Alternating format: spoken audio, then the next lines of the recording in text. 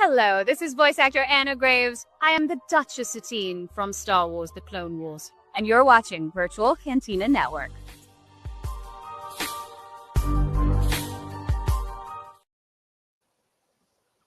Yes, Anna. Hey. Hi. Love it.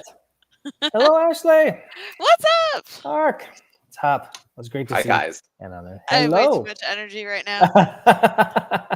I just got out of seeing Hamilton for the first time ever on big screen. Oh, fantastic. So good. So good. So those songs are now going to be playing in your head for. Oh yeah, I already added to my right? Apple Music. Yeah. We're good. It's Love happening. It's the phone where it happens. Yeah, that's absolutely true. Absolutely true. We were supposed to go see Hamilton, the show in St. Louis, right as COVID was hitting. I mean, so it was the one time. Yeah. I mean, love watching it, the Disney version, the Disney see that. And yeah. This fantastic. Is what it was. It just had a little introduction beforehand of how it got made, like a short little thing. And it had it was the full 3 hours, and it had a 10-minute intermission. So nice. Seeing everything on the big screen. And I was just sitting there with my popcorn, just crying into it. Like, this sucks. I hate this. No, I don't. Well, for everyone joining who's catching Ashlee straight after Hamilton and noticing we have someone different, Skip has been permanently replaced. Goodbye forever. He's finding out now. Yeah, Skip has finding out in real time. Yeah. Actually, and if you're missing Skip, so he's taking the night off tonight. He will be on the Thursday night watch along. You can catch him this Thursday with the boys when they do Family Guy Empire Strikes Back. I want to say that episode is called something Dark Side. Is the title. It's something very silly. Yes. Yes. But we have Jason with us tonight because he is doing some of his production training, programming training. Push the button. The Padawan button pushing.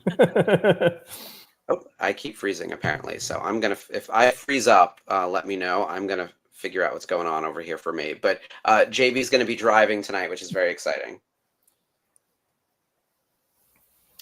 Student, I need one of those bumper sticker or one of those stickers, right? Like student driver, yep, learner, yeah. Watch out, stay off the roads. Yeah, and tonight we're gonna do just basic watch along, watch an episode of Clone Wars. It's a really fun one. We've got the bounty hunters, and Anna Graves is back as a voice actress playing a different character this time around, which is cool. Still gets to add the snark to Obi-Wan. I mean, it's kind of hard not to. Right, that's true. Sarah, we're going to be very kind to JB. Kind as a family can be. Mm-hmm. And now all three of us, JB, me, and Ashlee, can all put comments on screen, press all the buttons. I can't. I'm logged out. Are you logged out? I'm still logged out. Yeah, I did the thing. Yeah. We'll have to sort that out, especially in time for the next daughters. Yeah. Oh my God, that's so messy. Mumbo Jimbo. Hey, what's going on?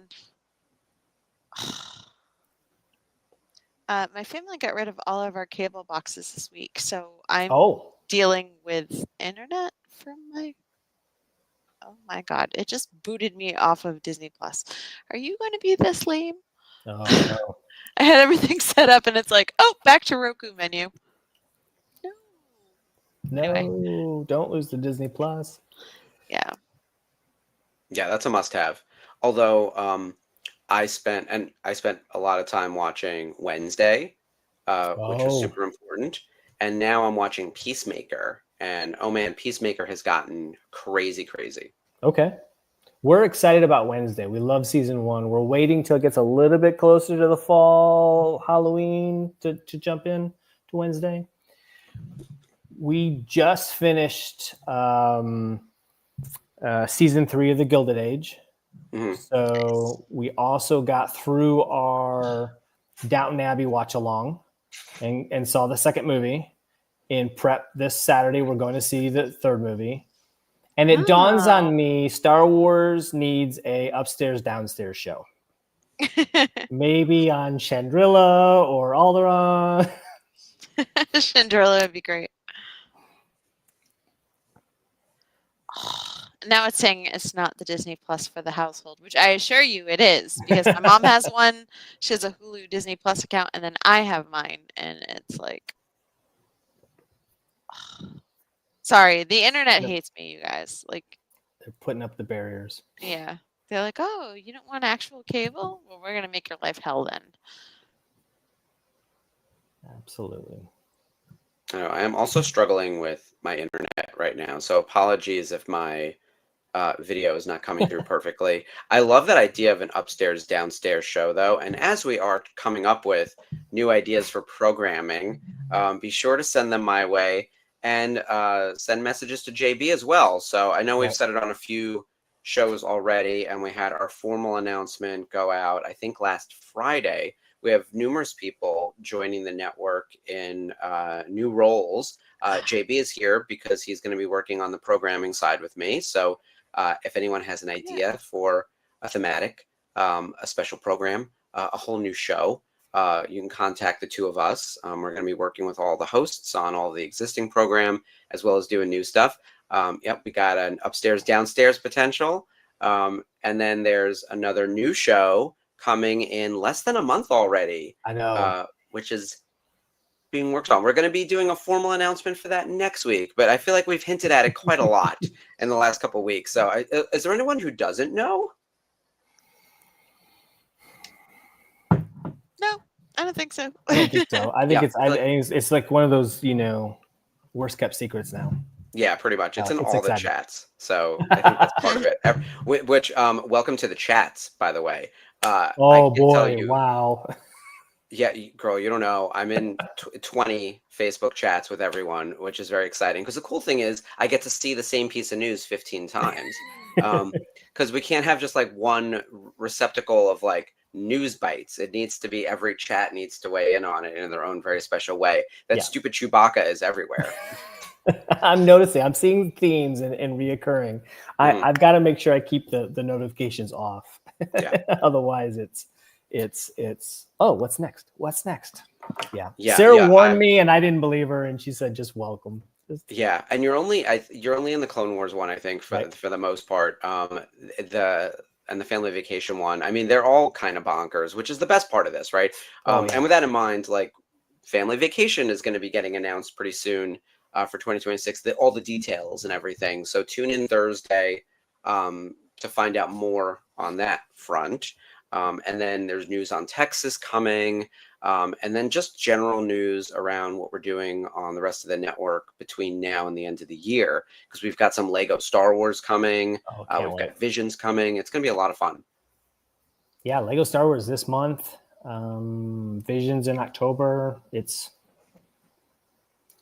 is a good launching pad towards the end of the 2025 before we get to next year for Star Wars. So that's exciting. Yeah, Ashlee, what are you looking forward to most that's coming? And I know we don't have like Ahsoka season 2 like teed up, but that's gotta be like soon, right? I'm thinking they're still filming now because I keep seeing Amon post stuff with his hair at different lengths.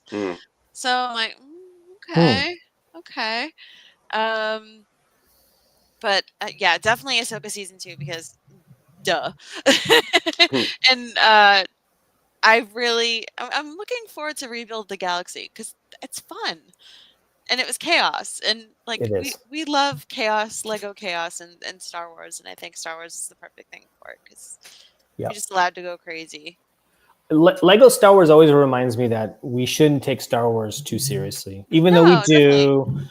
But it's a great way because you just get to, just a little bit of a quarter turn, let the chaos begin. Yeah. It's also a great way to have the multiverse in Star Wars. Yes. So it's like a reminder of all the games you used to play when you were a kid. Yeah. Like okay, you have the ship, but does it have to look like that? Do these characters have to be on it? Can they be bad guys? Can they be good guys? It's the power of the imagination. Yep. In animated form. So I'm a huge fan of that, and I'm really looking forward to it. And Lord knows all my Legos, they came out of the box. I built the whatever it was, and then they all went into one tub. And it was chaos thereon. Yeah, like sure. Why can't Darth Vader pilot the Millennium Falcon? Absolutely. Why can't Luke Skywalker share the X-wing with Han Solo? Like, it's just, have fun with that. Yeah, Lego Star Wars hits a couple of like real sweet spots for me. Number one is that it's fun and it doesn't take itself seriously. Number two, it brings back some of our favorite voice actors. We know that Ashlee Eckstein is back. Friend of the show, James Arnold Taylor, is playing a dark version of Obi-Wan. My mind. Oh my god. Great. I'm so ready for that. Bobby Moynihan is in the lead, it's seemingly, with his character. Yeah, there's a lot of great voice actors coming in. And then to your point about the multiverse, JB, we get to do stories that are non-canonical. So they just get to be like silly and dumb and kind of what if? Like, what if we didn't have any limitations? Let go anything. Sarah, do you have to keep all of yours together? Is she the organizer? All right, so Sarah, so JB, you have to tell me. Oh, Sarah's not on camera. We can say whatever we want. She's not. I know. Is she the organized one and you're the chaos agent? I feel like it would be the other way around. It depends. Definitely when we first started dating and got married, yes. I was definitely a lot more chaotic. In fact, her parents, we would come because we were dating in college, and we'd come during breaks or whatnot, and I'd sit on the floor and just sort of kind of like spread out. All my books and papers and everything just sort of took over whatever room I was in. I've learned to sort of organize that part of my life, but there are things that Sarah wants a very particular way, and yeah. The right way. Did you people hear that? And the right way. Dude, this voice. We were texting about something, and I was like, "Oh, Sarah's usually right." And then I got a clarifying text from JB's phone, being like, "Always right." And I was like, "What now?" I was like, "The call's coming from inside the house, literally." Yeah. So yeah, that's. I forgot she's like literally physically there. She can see me. She knows what you're up to, man. She popped up. She was downstairs in our nerd room, and popped up to say hi. Yeah, do you guys have like a dedicated office? Because Sarah's obviously recording Daughters of the Galaxy bi-weekly. You've popped on a few times, and I know you've both been on screen together. What's your setup looking like? So right now the setup, if like I'm at my desk, we share an office space, desk space. But when she's recording from her desk, you'll actually see this in the background. I go downstairs and I record down there. So we're in two different spots and trying not to stress out the internet too much. And we were actually talking about that, for future things. And we're just going to sort of keep that set up. But we'll get a little bit more as we go along. We'll maybe try to figure out our backgrounds and get a little bit more thematic. It's tricky because I have a nice long gamer desk, and there's technically room for two people to sit here, but Jason and I are never on camera together or anything. Right. But in theory, we could get our mic like this and get two of these and put them together the way podcasting couples do, where they set up the mics and they sit there like they're on a Larry King interview kind of thing. Right. Yeah. Right. I proposed that, and she didn't like that idea. Yeah. It's close. Yeah. It's like, I'd like you in a separate room. Yes. Yeah, Jason literally shut the door as our show was starting. And of course, it was like, "Yeah, have a good show."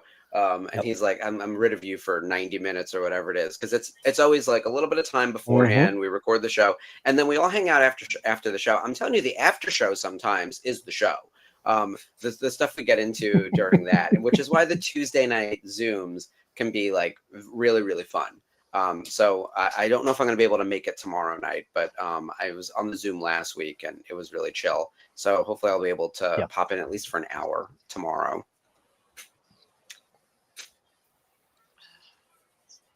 But this week, I definitely want to make sure I tune in on Thursday too for the new Family Guy. I love the Family Guy Star Wars stuff. I think they do such a good job with the spoof.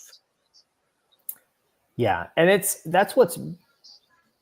been fun about Star Wars. I mean, towards the beginning, I think even Lucas has allowed it not to. It's just a reminder: don't take itself too seriously. And then when you see these other shows put their own spin on it, I'm old enough to remember the Muppet Babies and their Star Wars, and then Star Wars on the Muppets, and it's always just sort of fun to put them in a more comedic, because there's not necessarily a lot of tongue-in-cheek comedy in the shows themselves, but you're able to take the IP and if you put it in a slightly different environment, then it's so much fun, and you can tease a little bit of the fandom, and it adds a layer to this story that I think is beneficial for us.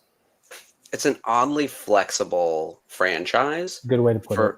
For one that like people take very, very seriously the way we do, but I think we also allow ourselves to have fun with it. It's also been part of the pop culture now for almost 50 years. So people understand that Darth Vader, like things like "I am your father," have been spoofed so many times and missaid, right? Like "I am your father" is not the correct line, but like they do it all the time, and it's just like in the blood, it's in the air. Like people understand. Like if you just screamed "Luke, I am your father" at someone, it wouldn't sound like you were having a stroke. It would sound like you were just screaming a Star Wars line. Like they would know that there's context to that.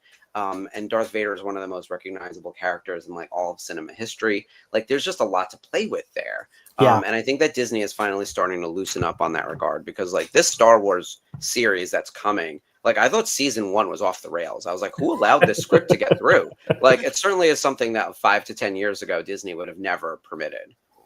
So I'm excited to talk about that. In fact, on the Zoom, and I want to put this comment up real quick from Sherry, a bunch of the regulars are going to be back on the Zoom together tomorrow. So apparently there was this giant trip to California. Sherry, you'll have to tell us in the comments who was there, because I remember seeing Mike and Kat and John and you, and I'm blanking on who else was there. I know Jeff popped into Disneyland as well. Oh, and I think Lonnie was there. There was a whole crew of people who did like a mini West Coast VCN meetup takeover kind of thing. So I want to hear all about that trip. So hopefully we'll get regaled with stories tomorrow night. That'd be really cool. I want to see what else everyone did, because I only saw a few pictures from when they were at the park. I also don't want to miss this comment from Mumbo Jimbo. The never-ending feud with Star Trek. We're allowed to do multiple franchises. In fact, I just rewatched Thunderbolts last weekend now that it's on Disney Plus, and I'm excited. Damn, like that movie is so good. It makes me that much angrier that it like wasn't a giant hit. Like it's really infuriating, you know? Yeah. Yep. He is right. I mean, I've got the Cerritos on there, so you know, from Lower Decks again. Look, Boimler is my spirit animal. Like he is. I want to dress as him for Halloween. Like I feel like I'd be an amazing Boimler. I've got that energy. So yeah. Who's your character from Lower Decks? Oh boy. Oh. I love Boiler.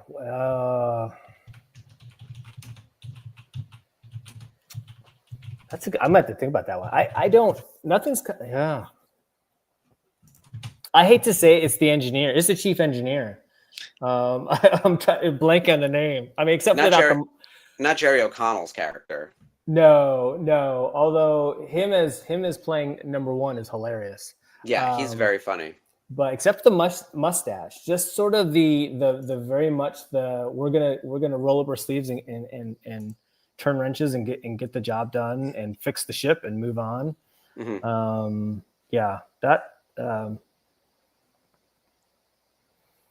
Although I don't break the rules like Mariner, but her just kick ass and take names and just run into it is, you know. But that's another great show where they get to just kind of have fun, but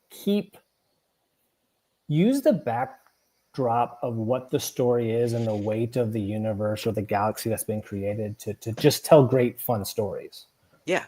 And then weave in there some philosophical thoughts along the way. So I think that's what's great about these franchises that have gone on for as long as they have. And Sarah and I have talked about, you know, there's so much Star Wars now. People can come in. There's so many great entry points, and it's okay not to like something. It's okay to go, this wasn't my favorite. I mean, from the daughters this week, I want to get back. We need to do, Sarah and I need to get back and do a Acolyte rewatch. I was, and especially now with the new eye on the costumes, after your episode this last week, Ashlee. But those pieces to it that we don't always see. Yeah. But if it's not your favorite, that's fine. There's still other things to jump into. But I would guarantee, that if you go back and rewatch things, even if you didn't quite like it the first time around, you'll see something new out of it. Yeah. Yeah, sure. absolutely. I really like, now that I saw them more in those slides, like Osha's boots. Yeah. Absolutely love those. And I think it's steel toe. It's cool. Yeah, it's so great. Star Wars has always been a visual medium, but it's fun when, and at high, oftentimes a high action, but to take a step back and maybe just look at the lens, look at what you're seeing and those parts of it, what are they telling out of the story? And, unfortunately, sometimes when we see something that we're like not completely sure of, we start to try to fill in our own story. I would have done it this way. We'll take a step back and go, well, let me just accept for what it is and what's it telling me, and then move on. Yeah, it's definitely good. I need to go back and rewatch myself because, again, I only saw it all the way through, so the first time. I was having a conversation with a couple of my other very nerdy friends, and we were talking about how watching YouTube wraparound content has essentially replaced our rewatching. Yeah. So instead of watching an episode for a second time, I tune into Screen Crush or New Rock Stars, or I really like Nando V Movies. I love Nando. He's great too. Because people give their insights and stuff, and that's kind of like what we're doing, right? Like instead of watching an episode of Clone Wars, people are tuning into us talking about it when we talk about Clone Wars, which is 20% of the show. But like the idea that like Wednesday season 2 came out, I've watched each episode once, but I've also watched an hour-long dissection of each hour-long episode, looking for clues in this and blah blah blah. Like that's now replaced the rewatching in a lot of ways. And so my media consumption has shifted tremendously, especially in the last 10 years, largely because of WandaVision. I keep coming back to that. WandaVision changed the game. So I remember waking up at like 5 a.m. to watch the new episode of WandaVision every week and not knowing what the F was going on and having to like search on YouTube being like, what the hell is happening on WandaVision? Someone help. And that's when like New Rock Stars and Screen Crush and I'm trying to think of who else. There's a whole bunch of other, what's Paul's channel with Theory Time? Heavy spoilers. Like they would break down the episodes, and now they're getting review copies. So the first 8 episodes, there's 8 episodes of Peacemaker in season 2. The first 5 have gone out to reviewers, and they're embargoes. But they've already watched the episodes, made their cuts from it, and have videos ready to go. Like Peacemaker season 2 episode 3 is out. There's already review videos of like minute by minute, like what happened. So, and I've already seen stuff spoiled for me where I was like, what's going on in the show? I'm not going to spoil anything for Peacemaker for anyone in the comments, but I already had like, stay off the internet if you're trying to, if you're trying to stay clean, like the internet will ruin it for you. I already saw like a very clickbaity headline about like the alternate dimension crap. And I was like, don't say that. Like, it's the kind of thing where now I wouldn't have picked up on that maybe. Right. Yeah, that is the hard thing with delaying, with not watching something that's out right away. Because if you go to the internet in any capacity, it's too easy. It's too easy to get spoiled. Yeah, absolutely. I want to put up a couple more comments from the crew. So Mumbo Jimbo also loves Boimler. I feel like I think we are all, here's the thing, we're all Boimler. I think we all want to be Ransom, but we're Boimler. And then this was the crew that went to, they also went to Rancho, which I should mention, some of the senior exec team. Yeah, hi everyone. They're fantastic over there, Steve and Ann and the whole crew. Hold on, the comments are moving up, and I wanted to get the group of people. Here we go. So now we can see everyone. Mike, Kay, Lonnie, Corinne, Kiato, and Sherry. And then Jeff and Jeremy joined us at Disneyland. What a great crew. Fun. That's a fun crew. Sounds and most like of those people travel. Time. Yeah. Yes, I'm going to keep telling myself that. It was terrible and we missed nothing. Yes, the FOMO is real, seriously. Yeah. Oh, I feel it. We will be going to, well, one, we have an event in Chicago. So I want to put this up on the screen real quick before we get into the episode, in case anyone has not seen already. But we are going to be in Chicago for an event with Diana Lee Inosanto in October. Oh, let me take this comment off. I have too many comments on. There we go. So this is coming up October 15th in Chicago. And then immediately after this event, we're going out to San Francisco. So we're going to have a meetup out there, and it's going to be me, Spencer, Jeff, trying to think of who else is going. We're figuring that out right now. I don't know if Dave can make it. That's to be determined, but a few of us are going to be out there. AJ, I believe. So there's going to be a few of us who are going out to San Francisco. So more to come on that front. So we've got an event page up on the Facebook group for anyone who wants to come meet us, which should be really fun. We're going to be there like the Thursday, Friday, Saturday, like immediately following the event in Chicago. Yes. Yeah. And then what else was on here that I wanted to say? Because I know everyone was talking about their trip. Yeah, they went to Rancho. We are also doing a trip to Rancho, which I've never been. It's a bucket list thing for me. I'm so excited. Tell Steve you're a friend of mine. It's good. Yeah. Oh, Sherry said, yeah, Kat. I saw pictures of you with Kat. So Sherry, that's the typo. So it was Kat. Kat, not K. I was like, who's K? We don't have a K in this group. Yeah, I know. I was like, oh, another friend. Look, we're always meeting new people. And then after the event in Chicago, of course, we'll have Rhode Island Comic-Con, more to come. They announced Amon Esfandi. So for all you Ahsoka Season 2 people, he'll be there, and so will Taylor Gray. So both the Ezras are going to be there. Yes, Whoa, Ezra Town, USA, Providence, Rhode Island. That's what we're going to call it. I got to bring my Loth cat. You know, I got to remember my full cosplay. We got to get Colin out there. It's a whole to-do now. So yes. Oh my gosh. I'm going to hold him close over here. So we'll put the Loth cap in my lap. That'll bring the cats over because they get real jealous. Yeah, take that, Hixie. I should also mention, right before we get into the episode, because we're going to do that in just a minute, my interview with Andy Secombe went up last week, and we also just put up the interview today with Warren Perul Jr. So Andy Secombe, of course, played Watto in the prequels, had a great conversation with him at Rebel Scum Con, and then Warren Perul Jr., and for some reason we don't have the graphic here, he's been in a bunch of the new Disney era shows. He's in Mando, he's in Book of Boba Fett, he's in Ahsoka, and he is most famously known as the stand-in for Obi-Wan Kenobi. So you might have met him at Boonta Eve in Texas. He just got inducted into the Hall of Fame here at Virtual Cantina. So it's very exciting. And we talked for a whole bunch of time at Boonta Eve. And so, yeah, check out that interview on our YouTube page. Oh, Mumbo Jimbo said he is probably going to Rhode Island Comic-Con. Yeah, we'd love to see you there. Can't wait to meet. And yeah, the interviews were so much fun. We did about 20. So we are like hustling to get all of them like edited. You have no idea how much background noise is in every single one of these interviews. So we are cleaning the audio and adding the graphics and making sure they're good to post. So you'll be getting like 2 a week for the next like several weeks. 11 years.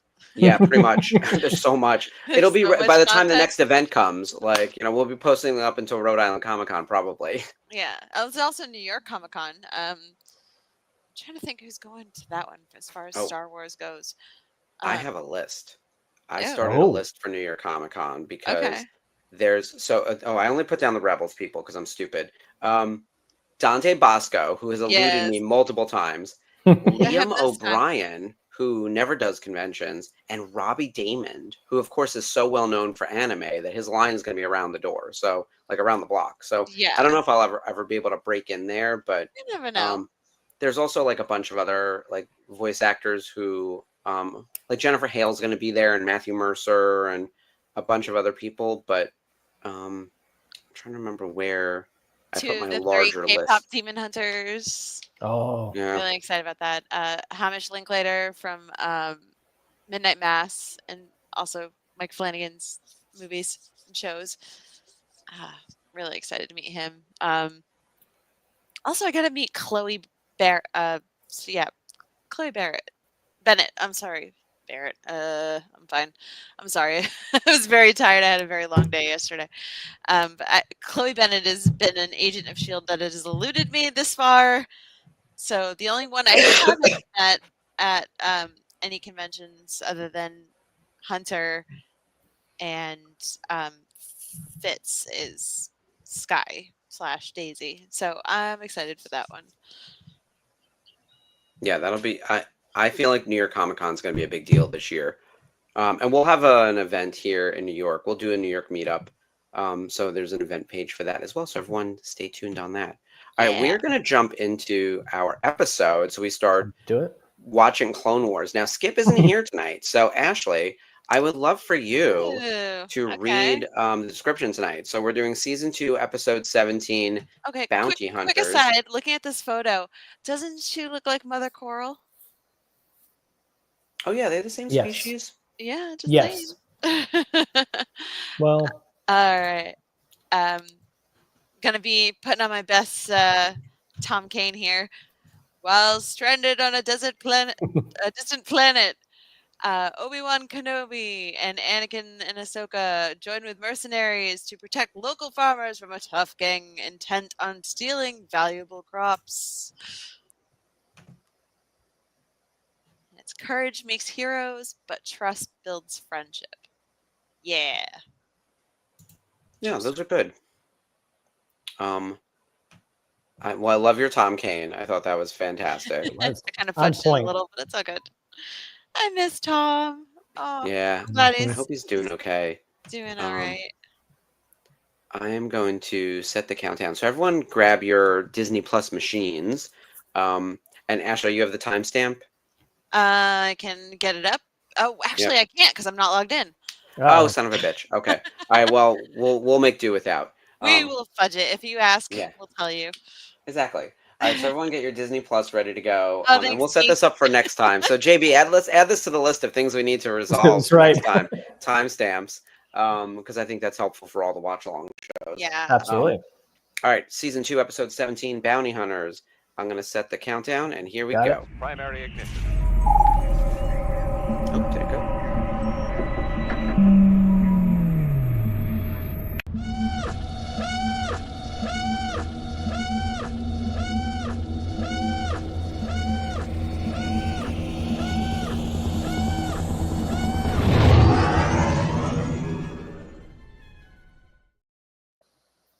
I just quickly shifted that from the 30 to the 10. It worked out. What happened? Yep. We didn't even notice. Nobody noticed. The 20. Yeah. Let me tell you. Oh, this is in memory of Kurosawa. It is. I love it. It is, and it's a Seven Samurai story. Ooh. And this is the George Takei episode, right? Or is that the next one? No. George Takei, I think, is in the Zillow Beast episode, which is the next one. I think so. Yeah. Another great. This is where these episodes just start becoming awesome. I enjoy this one. I guess technically, I looked it up. It's chronologically, it comes after the season 3 or episode 3 of the season. So right after the Children of the Force, then this episode takes place in time. But we got Hondo in this episode. We do. Hondo. Yep, Hondo's. Jim Cummings as Hondo. We get Anna Graves as Sugi, not Satine this time. No. James Arnold Taylor is in it, Matt Lanter, and Ashlee. So we got the Holy Trinity of Matt, James, and Ashlee. We also have Dave Filoni credited as Embo. Tom Kane is the narrator, Stephen Stanton as Delaney, and then Jim and Anna. And then we have another bounty hunter, Greg Baldwin as Kessis. So Greg Baldwin is the voice of Uncle Iroh after Mako died in Avatar: The Last Airbender. So legend of a man, really sweet. He's the lead farmer. He's the main head farmer that's negotiating. Oh, I want to put up some of this info that I missed in the comments. So Mike Delicard is talking about an upcoming convention. So Legacy Expo coming September 13th and 14th. So that's this weekend in Burbank. Eric Walker, the original Mace. So if you and look, I love me the Ewoks. So I got to actually talk to Eric Walker. So we will have an interview with him going live on the network pretty soon. Also, Margot will be there, who was at our family vacation last summer. She's in Return of the Jedi, and Rena Owen, who's Tanway in Attack of the Clones and also in Bad Batch. So Rena was lovely. Also, just want to say good job, Ashlee, from Skip. Skip, thank you for tuning in. It's been lovely having you. You'll be receiving your we're giving you a break. Your severance documents in the mail. So as I mentioned earlier, you can catch Skip on Thursday on the Thursday Night Watch Along. He's supposed to have off tonight. Why aren't you just hanging out? If I have a night where I don't have to look at the chat or like watch a screen, like I'm asleep. Like yeah. And although we're at the start of spooky season almost, so I'm starting to build my spooky season watch list, and the number of movies that I either need to watch or rewatch when they hit digital is growing rapidly. Yeah, it's so insane. Okay, this back and forth of like you never do things my way. Oh, we crashed the ship your way. Yeah, that was brutal. Sassy bitches. It's like awesome. Yeah, I mean, within like a minute or two, you got this great dynamic between all three of them. I mean, it was a great reflection of that relationship, especially when the three of them are together. And it's rare that happens, because you get a lot of Ahsoka and Anakin, and you get a lot of Anakin and Obi-Wan, but it is rare that you get the three of them together in one episode where you can see that like lineage play out and the triangulation. It's why I think I love the Mortis arc so much too, because like it's everyone firing on all cylinders in the weirdest environment possible. We needed more of that. Would be my one critique of the Clone Wars, is more of exactly this, just the three of them like running head first into something stupid. Yeah, Sherry, I agree with you. This is absolutely the artwork of this planet. Is gorgeous. It's a fungi planet. So I wasn't quite sure when they ripped their oxygen mask off. They maybe needed to wait a little bit. Is it Felucia? No, it kind of looks. Is it? Okay, yes. cool. Yep. It looks like Battlefront 2 Felucia. Yeah. So. Yeah, they're farming a healing herb, Nycelia. Anakin, watch where you're pointing that lightsaber. And the colors are beautiful. Leave the turtle people alone, Anakin. Jeez.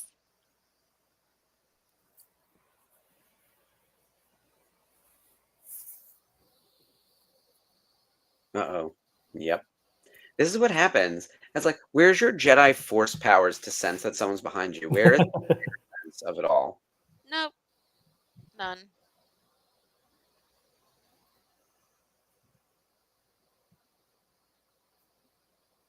Knee high.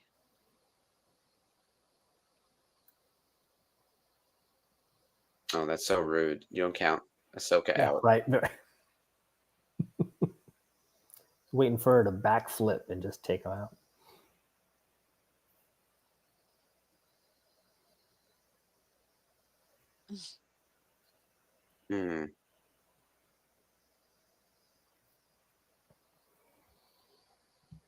Oh, the enemy of my enemy is my friend. Mm-hmm. It's a complicated situation. Yeah. I love this glowing at night, like the bright green of it all. It's interesting. The Jedi have to make a lot of compromises during the Clone Wars, working with pirates, sometimes teaming up with people like Asajj Ventress, sometimes teaming up with Darth Maul. You're always thinking about like the larger goal of it all, but there's so many instances of this kind of stuff. You wonder if it starts to chip away at your moral compass, and it's like, oh, we're just hanging out with these bounty hunters. I'm sure it'll all work out, as we like inch toward the dark side. Oh, Mike, this is an interesting thought. If your force powers are dampened on different planets, I don't you'll have to put in the comments like if this happens in the books more than TV or movies, because I don't remember that really being a plot point in any of the episodes of the TV show, unless they are like literally poisoned by something in the atmosphere. Like they've been knocked unconscious a few times, but it's usually through like drinkable poison more so than something like environmental. Even with like extreme gravity, like, or if like the vacuum of space, like they still have better survival powers than most other people.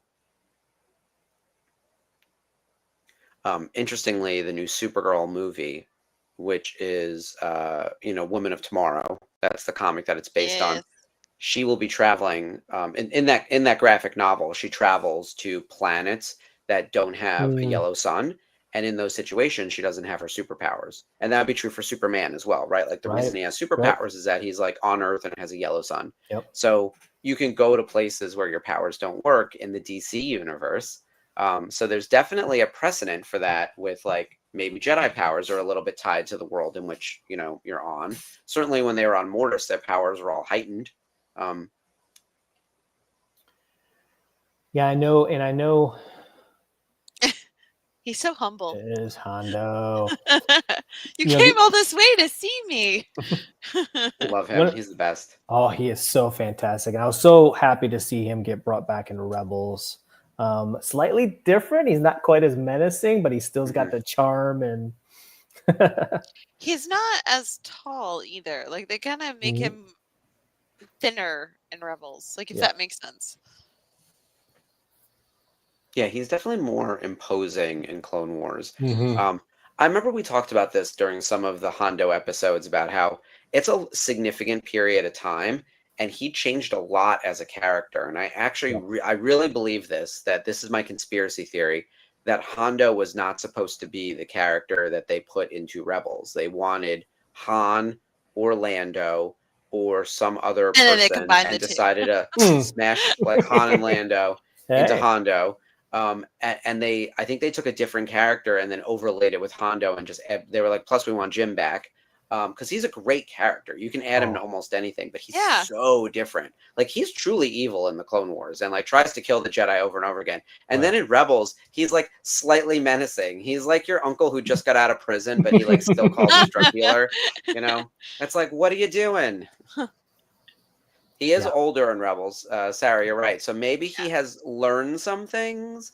Also, how many times like Obi-Wan and Anakin have literally saved his bacon from his own men and some guards, and it's just these turtle things are freaking me out. I just feel like I'm watching Ahsoka again. Are they the same characters? They look like it. They could be. I mean, those other turtles are in a completely different galaxy, though. Although, as we can see, there are no borders in Star Wars, right? There's like a lot of people living kind of everywhere. Yeah, Sherry, I agree with you. He definitely, he's very menacing, or he's. I mean, in this episode too, he's trying to kill the Jedi and steal here. He's definitely a different type of, more comedic in Rebels. He's still out for himself. Yeah.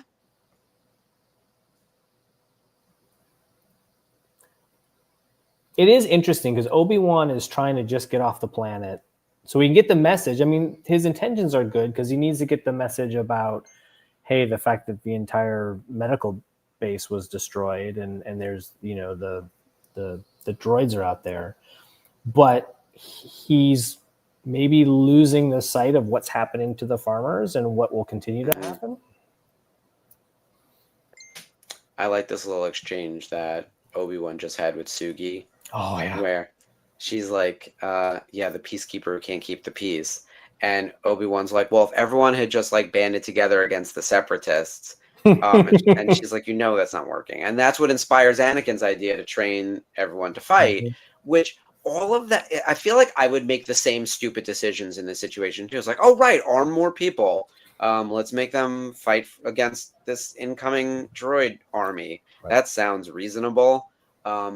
But it doesn't, because they know what's going to happen. They're now going to be part of the Republic and under Republic control, which the whole point is that like the Republic and the Separatists are fighting essentially for control over all of these neutral planets, and that's why it's never going to stop, right? It's colonialism through the guise of warfare.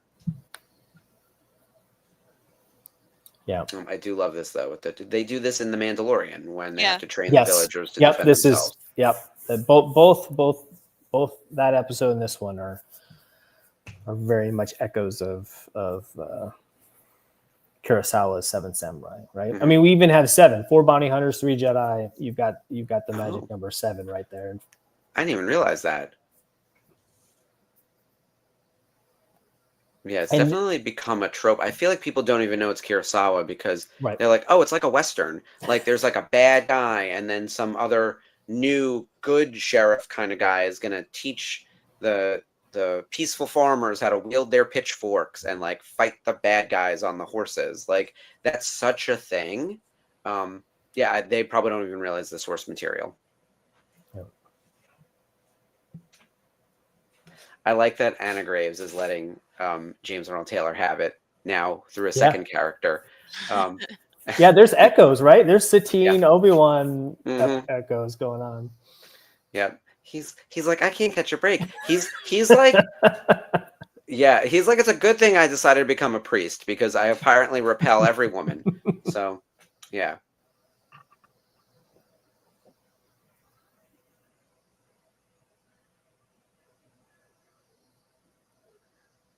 Some of these plants are gigantic.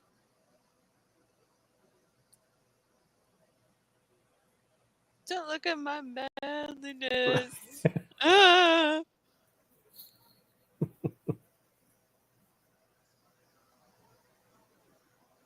That suit is awesome, though. It reminds me of Men in Black.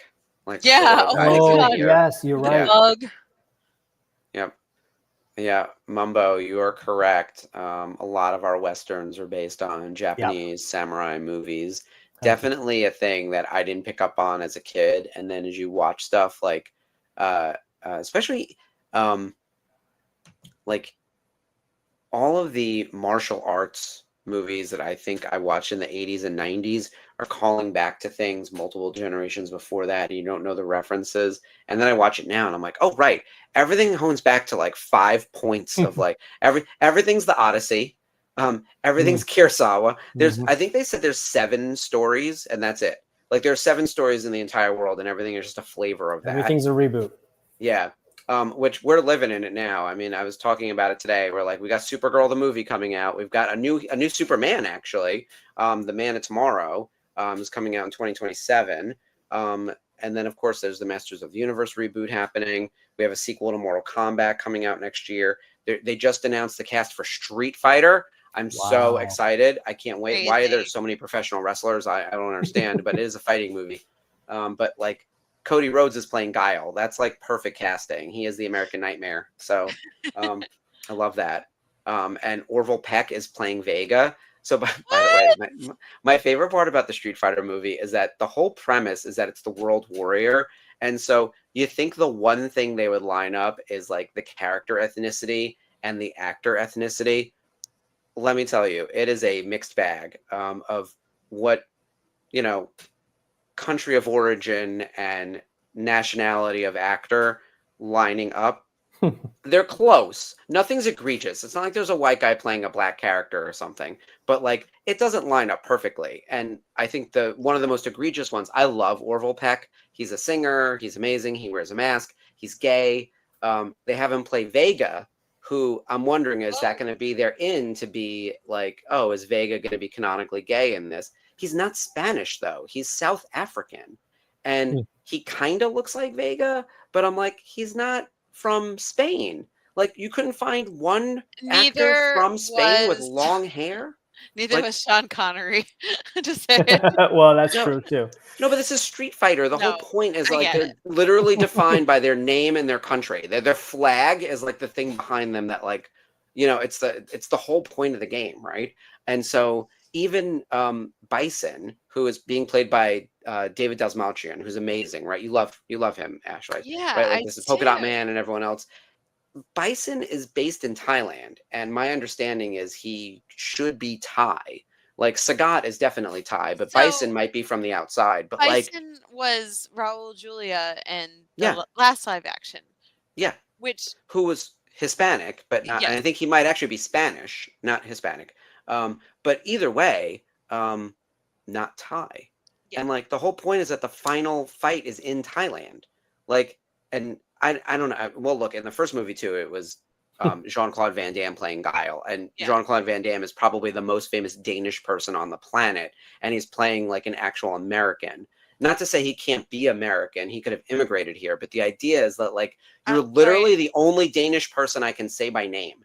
Like, this episode makes me afraid of Embo. I'm just saying. Yeah. Oh yeah, no. Killing people left and right. Ripping Embo's amazing. He's very badass in this episode. Love that. Yeah. Love that. I'm sorry, I got on a whole Street Fighter tangent, guys. Like, go ahead. But I'm so excited for this movie, but also I love that it's already off the rails. Like they announced the cast using the video game, original artwork from like the arcade from like 1993. Yes. But they also included like a whole bunch of characters from like the next iterations of the game. So they're trying to like sync up that look and feel, and it's like not quite there. And then lots of people are being like, why is Roman Reigns playing a character who's not Samoan, but like a different Asian country? I forget like where Akuma is from, but that didn't line up. And it was the kind of thing where it was like, what are we doing here? Could we have like found people from the correct country to be the character? Like, I don't think that's a lot to ask for. Agreed. But I'm excited to see just everyone just punch each other repeatedly, because you know that's what it's going to be. It's like there's no way there's going to be it's going to be the thinnest plot possible. Mortal Kombat has a lot of lore and a lot of ridiculousness, and they're going to overstuff it with lore. But like Street Fighter will be the opposite, where there's basically no story and just a bunch of like fancy punching.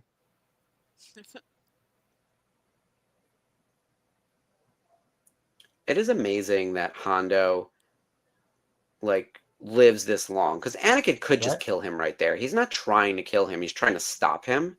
But like Anakin has no problem killing other people, and you know, we've seen that in other episodes. He really should have just like killed Hondo right there.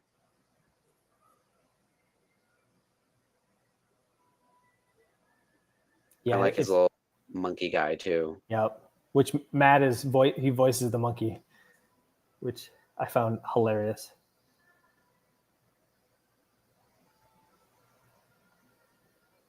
I feel like Sugi shot those guys after they fell, and they're dead, right? Yes. Oh, they're so dead. Yeah. Yeah. And also, I keep forgetting that Hondo's monkey lizard is like that blue and yellow. I always wondered where that came from, because I've only ever seen the tan, but that makes sense. It's very parody. When you zoom out, this is a very violent episode. Oh yeah. And it's like, hello. Yeah. Yeah. Are you all right? Yeah, you just killed somebody. It's fine. It's got stabbed in the heart by a turtle. Yeah. Oh my god, that monkey! My first murder. When I tell you I would have sliced that monkey, I would have had no regard. Yeah. Hello. Oh, and there he goes.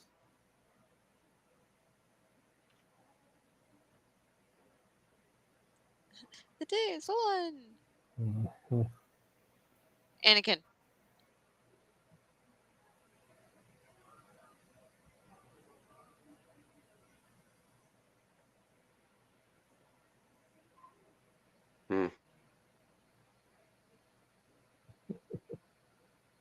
See, Hondo, you got knocked off the cliff anyway. It's fine.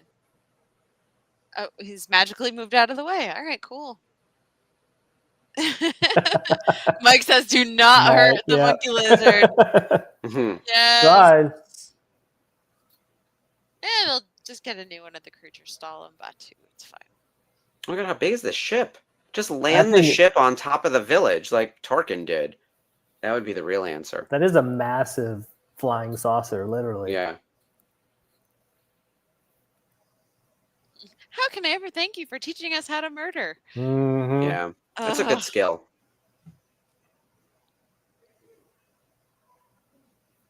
Yeah, I mean, it is interesting because that's what you do to solve this particular problem. But what are the second, third, effects? What's the ripples that are going to happen down the line now that you've taught them fighting skills? And I don't know.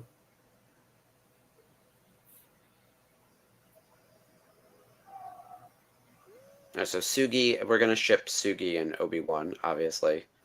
There was definitely some flirtation there. Mm-hmm. All right. Great episode. Like you said, JB, hyper violent. So violent. Lots of killing. We saw numerous people get like legit shot and stabbed. Like this was a big one. Yeah. They were like by episode 18, they were like, whatever it takes to get the ratings. Couple of neck twists I don't think so. Not anymore. From Embo. Yeah. No, it's and it's, you know, one of the bounty hunters, you know, Rumi, she's killed by the blast from the tank. You know, a lot of our turtle friends are killed. So it does show the consequences of what you have to do if you're going to stand up, what you're risking. So it's a good. I like the story because I think it's got some great characters. You got pirates, you got bounty hunters, you've got obviously the Jedi. You have, you know, Ahsoka gets to watch a little bit of banter between her master and Obi-Wan, and that's my favorite part. The three of them walking around should be the show. I would sit there like this the whole time. They wouldn't have to like ignite a lightsaber or fight an enemy. It would just be the three of them talking. Yeah. Like, you know, when a Tarantino movie has that scene, there's always that one scene where they're all sitting around talking about something. Like if you watch Death Proof, the ladies at the table talking shit for like 15 minutes. It's a really long scene. That could have been the whole movie for me in Death Proof. Like, I was like, I don't need the other 2 hours. Like, the car chases are amazing. The stunt work is incredible. The death scenes are great. I just want to be at that table all day. Like, that's my kind of, like a very talky kind of movie. And so, I think like we could legitimately just like follow, especially if Ahsoka is listening to Anakin and Obi-Wan disagree about something. Like that's gold right there. Yeah. She'll twist the she'll instigate it, and and she gets to take both sides. Oh, without a doubt.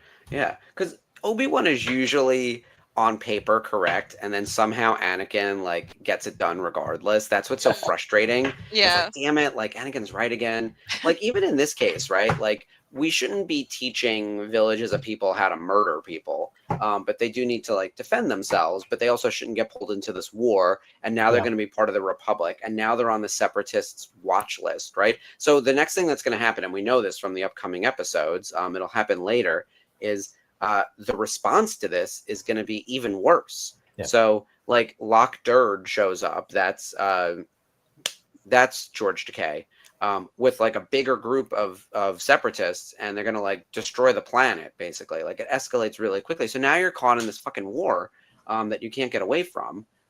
So there's no good answer to this, right? Like the idea of pacifism could seem really attractive in a place where the wars do not stop, even if it isn't really feasible. Yeah, and the war's going to go. It's interesting that this, you know, we're at 21 BBY. So we're, in a way, the war is going to continue for several years, but we're only a couple years now from the Empire. Yeah, it's really close. It feels, because we're only in season 2 of 7 seasons, 6 being short. It would sort of feel like we're still in the beginning, but in some ways we're actually at the beginning of the end. Yeah. Oh no, this is the end. From Phantom Menace, like from the arrival of like Darth Maul on the scene and people denying that Darth Maul is there, like that's the beginning of the end for the Jedi. I feel like that's your indicator that like the Sith are extinct. And I was like, shut up, Ki-Adi-Mundi, who no one cared about until the Acolyte. Like it's the kind of thing where we've been on this downward path, and there's kind of no coming back from it, right? Like there's no crawling your way back to some sense of normalcy. The Empire is going to happen. We're in the end times of the close to the full fall of the Jedi, and they still somehow don't see it coming. And I think some of it is Boil the Frog, where it's like every day it just gets progressively a tiny bit worse, and you don't realize just how bad it is until it's too far gone. And the people who could see it either couldn't do anything about it or ran away or were otherwise silenced. Like Quinlan Vos is in that sort of camp, right? Like he was trying to undo this for a while. And I'm glad they gave us a Jedi with that type of power who could see what was going to happen, and no one believed him. And then he kind of goes missing, right? Like Quinlan's just like, he's barely in this show. He's got like a 5-episode arc or something, right? And like he could have maybe saved the day if everyone listened to him and rallied behind him. And you have to take like 12 other steps. We need a t-shirt that says Quinlan Vos was right and Ira Vesh. Yeah. That would be actually pretty cool. Can you imagine walking? That's how weirdly deep cut we get, right? Where if it's like Quinlan Vos was right. First of all, who's Quinlan Vos? Like you have to know who Quinlan Vos is, know Star Wars well enough to know that he might be right, and then care enough about it to wear that shirt. That's how you find out like the deepest cut Star Wars fans. And then when you see each other, you look the other way and just like keep walking, because otherwise I don't know this nerd. Yeah, exactly. Yeah. I would wear a Quinlan Vos shirt. I love him. When they name dropped him in the Obi-Wan Kenobi show, I nearly cried. Yeah. I like that was one of those emotional moments where I was like, when Obi-Wan actually says his name out loud, says Quinlan was here, I was like, oh no, because I still think he's dead. Like Quinlan, there's no way that like he's alive in like post or in the original trilogy time period. There's no way he made it to episode 4. Like Obi-Wan would have found him. Yeah. Like you have to think that like right behind Anakin and Satine, like Quinlan is his, and Ahsoka, like Quinlan is there in that top 5 for him, I would think, of like people he has to go find. Yeah, I would think it would be a priority, especially because Quinlan is part of that underground group path, and he's gotten so many Jedi to freedom, and it's also kind of gonna help Obi-Wan with his guilt a little bit. It's not all the Jedi have been destroyed; they've been hidden away. So I think that would probably be a really cool way to do season 2 of Kenobi. Oh, wink. I like it. I actually like your thought. I could, yeah. I think they would need to title it something different, because they're not going to do a season 2 of Obi-Wan Kenobi, but they could do another slice of Jedi something. Like, well, Obi-Wan Kenobi wasn't a hit, and it's got like mid. Which I'm disappointed. I loved Kenobi, but and so did Ashlee. Okay, you guys should do a Kenobi thing, because I didn't love it, but I like certain pieces of it. Yeah. Oh, look, we have so many shows. I was talking about it with my friend who I haven't seen in many years, but I started seeing him around, and he said he didn't like it was okay, but it wasn't perfect. And I was like, yeah, there's just like one big thing that irritated me, and it was the use of the electric gate that they needed to go through so badly. And yet there's a whole empty hillside with no fencing that they can just go over. So I don't know. Things like that bug me, but it's like, it's because my logical brain is just like, just go around. Just go round. Go that way. You'll be fine. Yeah. Oh, Mike's right. Yeah. We could get an Underground Railroad or the Path show. The Path. Yeah. Yes, Sherry. I knew you were on my team. Thank you. No, there was flaws, but ultimately I think the story in Kenobi actually went right. And I really, really want to see what Quinlan's up to. Could it be bringing Asajj back? Yeah. There's a bunch of these legacy characters specifically carrying over from the Clone Wars that I think us fans are not done with, even if Disney might be. And that's where like Tales could come in and whatever else. So like Sherry's saying she also loved the Kenobi show. I know we have a lot of Kenobi lovers in the mix. And as Mike is saying, Quinlan was right. I would love to see more of Quinlan. I would love to see more of Asajj. We already got, I think, some pretty good finality for Barriss Offee, though I'll never say no to more Barriss Offee. I would love to get some origin on Seventh Sister and some of the other Inquisitors. Like one of the things I loved about the Obi-Wan Kenobi show was sort of the origin of the Inquisitorius and the big tower build and all of that. Like, I love the Inquisitors. Like, I love more dark side people, and just like, I don't need that structure. Like, the Rule 2 is stupid, and I'm glad they found a workaround for that, because like when they first announced the Grand Inquisitor for Rebels, I was like, well, how's this happening? And then like, oh, we have a separate group. Great. I'll take 100 of them. Like, let's go. Right. And then they put them into the video games, and there's a bunch. There's so many cool ones. Right. Like the Ninth Sister is incredible. Yeah. So, yeah. Yes, Jimbo. The Leia chase through the woods. Yeah. We won't even put that up on the screen because we know. Yeah. Like running from the basis of the Red Hot Chili Peppers and his cronies. Yeah, it's totally fun. sometimes that's the kind of stuff where we just have to sort of like suspend disbelief. Like, I think one of the worst shots in all of Kenobi is the stormtroopers in the cave sort of encroaching on them, and I was like, this feels like a soundstage and they're out of space.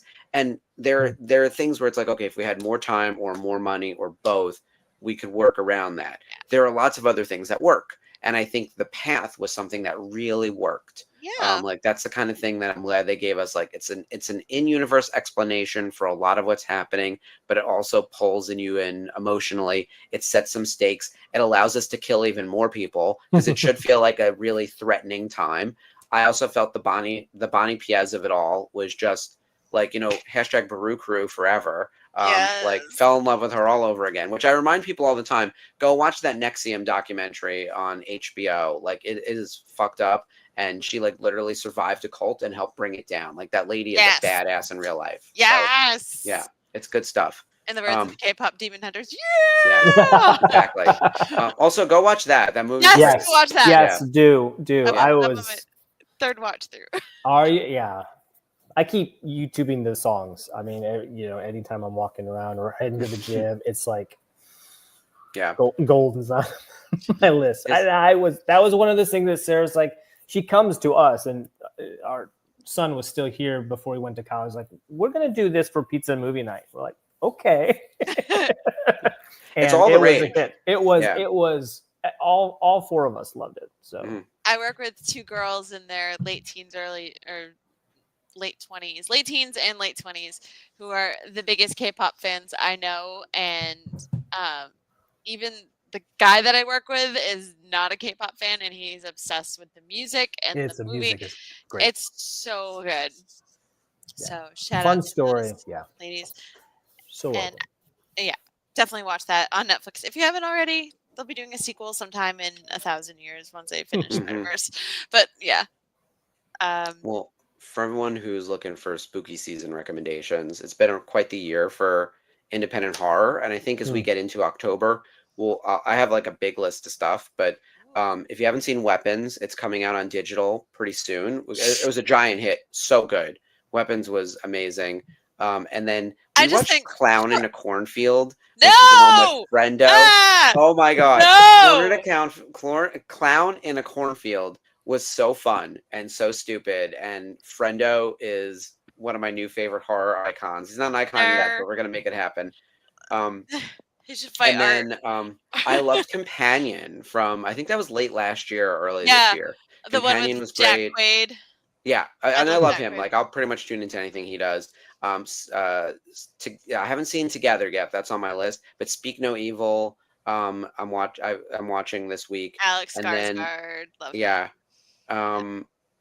And then Sinners was amazing. Yes. And what else is on my list? And I'm gonna say this because Megan 2. Megan 2. That was really cool. I watched that. It was just campy. It was just fun. Yeah, it's just fun. Don't take it seriously. Exactly. It's just fun. But Mike Flanagan is filming Carrie for Amazon right now. Oh wow! Yeah, so I'm excited for whatever Mike does next. Excited I'm a big fan. But Life of Chuck is available on digital if you haven't watched it yet.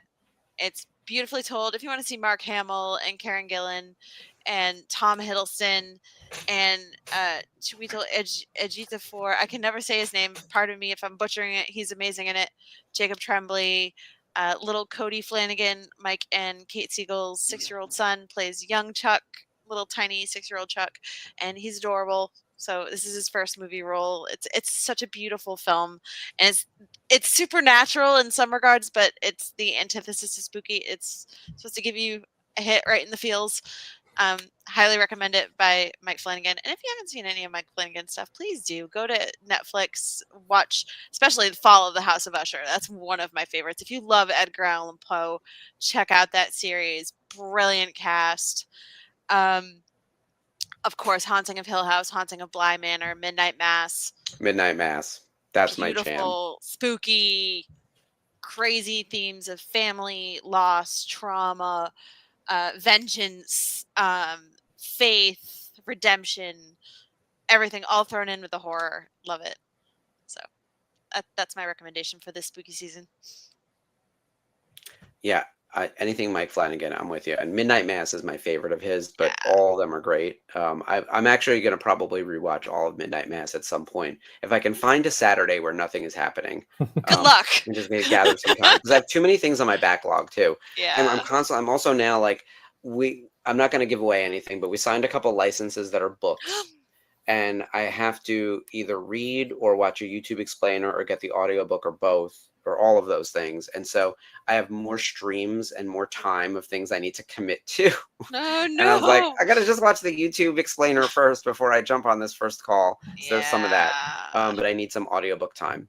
Meanwhile, we are over time. Yes. But thank you, JB, for joining us tonight. Yeah, JB. Oh, Really so much appreciate fun. it. Thanks for having me. This is a Of blast. course. Getting you into the groove. So we don't have a Daughters of the Galaxy this week, but we do have one next Wednesday. So that's when you can catch Ashlee on screen next with Sarah.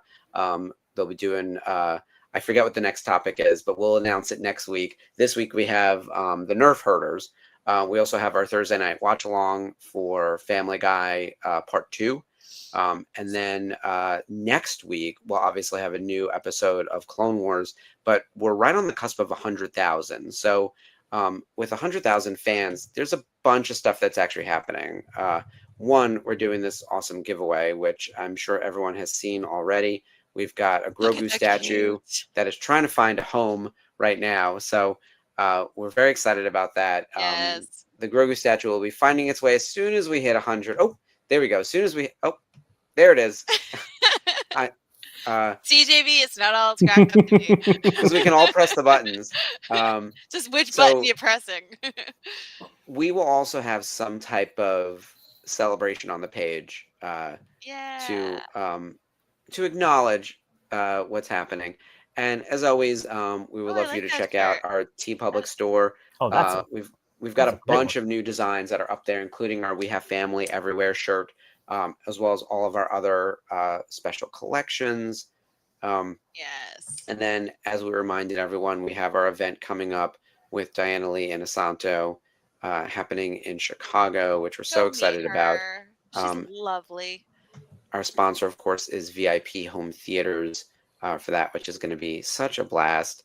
They've been fantastic to work with, so can't wait to see them.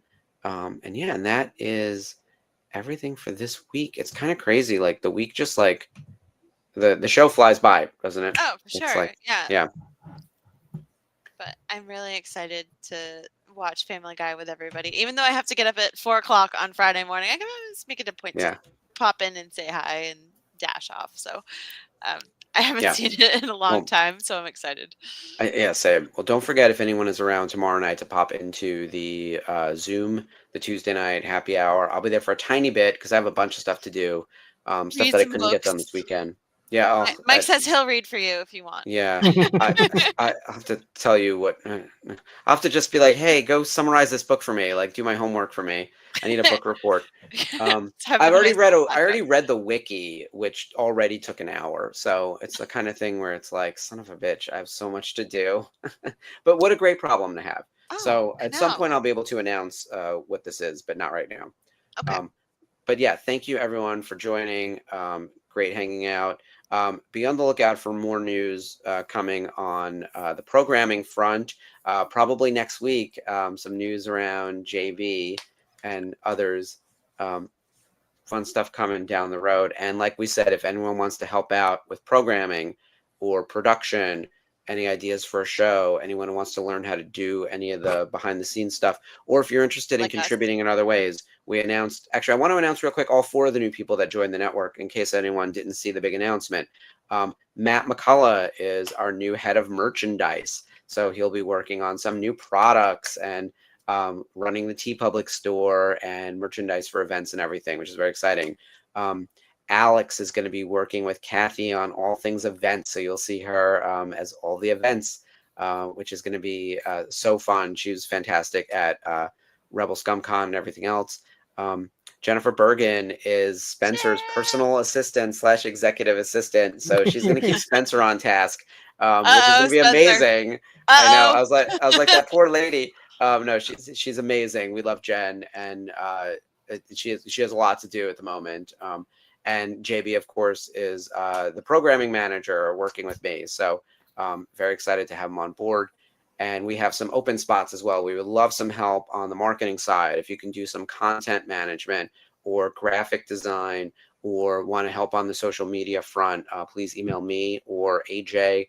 And we're also looking, for, as always, for Facebook mods, but talent relations. So if you are interested in working directly with actors or special guests, and interested in dealing with contract negotiation and things like that, we would love the help. It's actually something I used to do in my old job. So I'm actually filling in right now, which is why I need more help on programming, because I'm pulled into talent relations.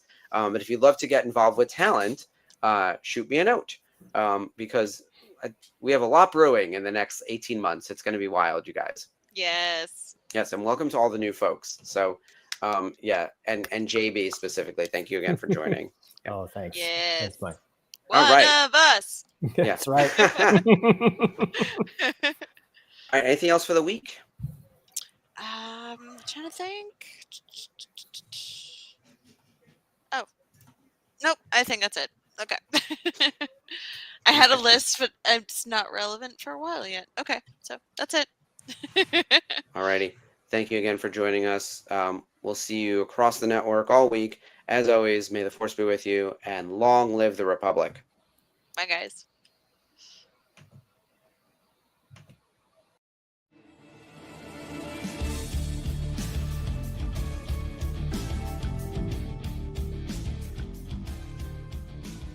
Hello there.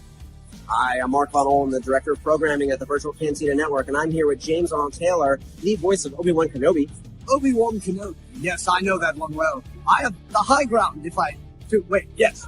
Thank you. Now I have the high ground. And you are watching Clone Wars Revisited. This is the show you're looking for.